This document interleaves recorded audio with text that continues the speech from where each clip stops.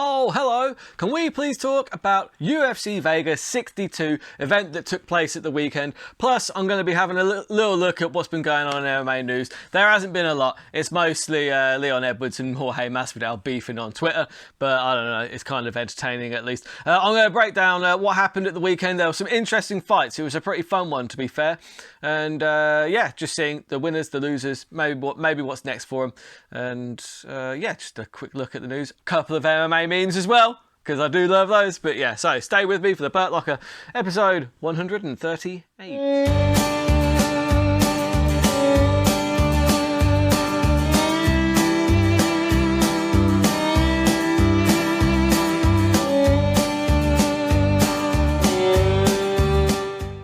So let's start with the starting opening vignette, like video kind of reel thing for the main event. Now, Alexa Grasso, right, Mexican fighter, every time they have a Mexican fighter on, they have to talk about the event they had in 2015 with Cain Velasquez and Fabricio Verdum in the main event in Mexico City. They cannot have a Mexican fighter on without having a video talking about how much they love that event. Also, she sits there talking about how I wasn't there, but I watched it on TV, but it was incredible to be there. It's like, were you there or not, Alexa?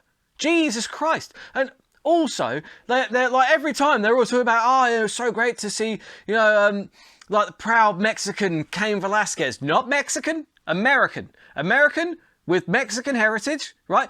Doesn't even speak Spanish. Fabricio Verdum addressed the crowd in Spanish. You know what I mean? Like, come on, guys. It's like, look, the thing is like, I get it, he's proud of his heritage, everything like that, but for me, your nationality is where you were born. That's where you were born. You can have heritage in other countries and you can be proud of that heritage. Please do, by all means. But it's weird saying, yeah, this guy's Mexican when he doesn't speak Spanish and he was born in America. Come on. Anyway, let's move on to the actual fights.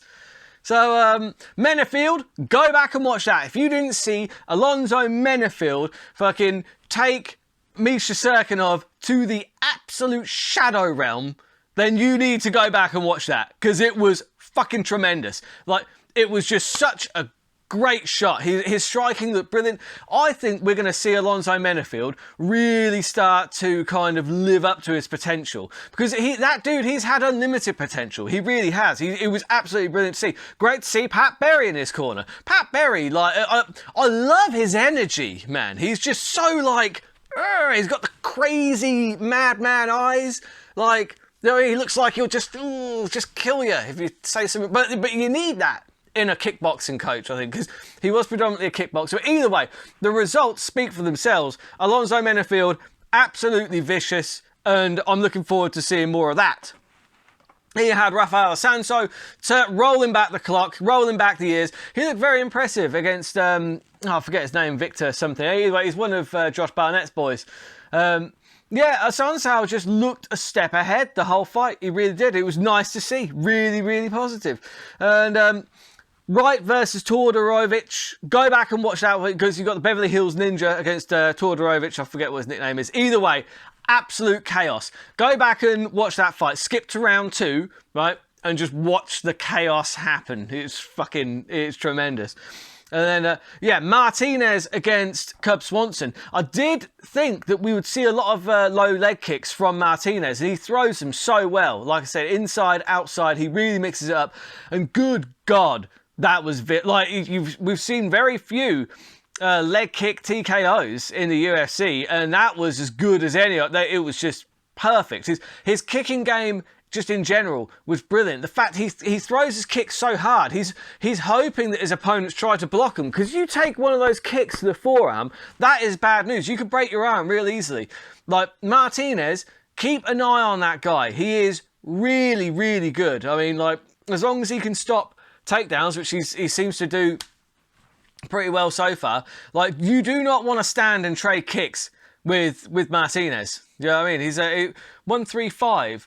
So I'm trying to think who else is in that division. Like Giga and Barboza are both the division above, I think. Either way, I'm sure they'll find an interesting matchup for him. And then you've got, Alexa Grasso versus Araujo was good. It was a really good main event. And I thought it was as I thought would happen. I thought Grasso would be a bit quicker, her footwork would be better, and that she would probably be able to outbox Araujo. And yeah, that's exactly what happened. Again, any fight that goes to a decision these days, it seems like people go, "Oh, it was a robbery." No, it wasn't. It wasn't even that close, guys. It wasn't. Like, Grasso was boxing her ears off, basically, most of that fight. Like, Araujo was landing maybe one shot at a time, but Grasso was landing three. And she was just, she had the speed, she was just getting in there and hitting her and not really taking it. Look, it went to a decision. Each round was relatively competitive, but each round was not like Grasso won at least 4 of those rounds. Like, as I was watching it, I was like, I don't see how you can really see it any other way. Either way, not a robbery, not even close. So shut up with all that. And that was UFC Vegas 62 in a nutshell. So just wanted to say before I go into the news, thank you very much for watching, and if you could do me a favour, just like and subscribe. If you could also hit the bell notifications, leave a comment as well. Just share, do whatever you can just to help me out. Come on, it's appreciated. Anyway, let's have a quick look at the news. The only thing that I'm really looking at in the news this week is Jorge Masvidal is now calling out it. Look, the whole Jorge Masvidal calling out Leon Edwards thing is becoming pathetic and weird, isn't it? It's becoming desperate. It reeks of desperation. Look, George, like, Leon Edwards wanted to do this fight after you had your confrontation in London. Then Leon Edwards was well up for doing that fight. He said so many times. And you decided that you wanted to pursue other things, the BMF title, that kind of crap. So that's fine. It worked out well for you. You made a lot of money. But now you're on a 3-fight skid. Yeah, albeit to Usman and Colby. There's no shame in any of those losses. But you are on a 3-fight skid. And now all of a sudden, Leon Edwards holds the belt. So you now want to have that fight with Leon Edwards. Well, quelle fucking surprise. I am so shocked that now that Leon Edwards has got the belt, all of a sudden, you want to have that matchup. Yeah, you and everybody else. But you can't come off 3 losses in a row and then jump straight into a title shot. You know that's not how it works. So stop trying to make out that Leon Edwards is being a bitch by not accepting it. Everyone can see through that. Come on. It's just dumb. It's pathetic, desperate, and just a bit weird at this point. I would like to see that fight, but it's not going to be next. Get a win, get a nice easy matchup for Jorge Masvidal. Get him a win, then you can make a case for it. Leon Edwards has got a big enough challenge defending his belt against Kamaru Usman anyway. Do you know, it's a big challenge. I think it's one that he can pass, don't get me wrong, but it's a big challenge. Arguably a bigger challenge than Masvidal at this point. Anyway, moving on. Let's have a quick look. I've only got a couple of MMA memes this week, and they're both related to Cub Swanson. Neither of them are that mean, but one of them really made me laugh. Just you've got Vince McMahon here, looking all shocked at that, because it's like Cub Swanson whenever Lion Swanson walks in. Because the Cub and Lion. And any time that Vince McMahon is involved in a meme, quite frankly, I am in. And then you've got the other one where basically, you know, in Family Guy, there's this long-running bit where Peter Griffin hits his leg and he rolls on the floor going, ah,